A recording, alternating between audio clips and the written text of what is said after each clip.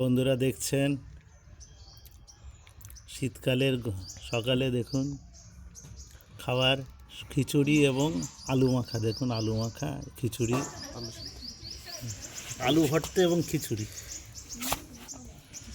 দেখুন। খুব দুর্দান্ত। এখানে রসুন রয়েছে, বিভিন্ন ডাল দিয়ে,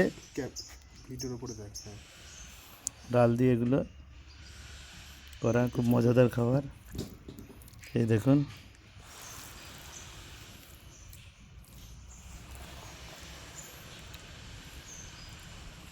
দেখুন লঙ্কাও আছে, কাঁচা লঙ্কা, কাঁচা লঙ্কাগুলো লবণ লেবু আর পেঁয়াজ দিয়ে হালকা মেখে নিলে বেশ ভালোই লাগে খিচুড়ির সাথে।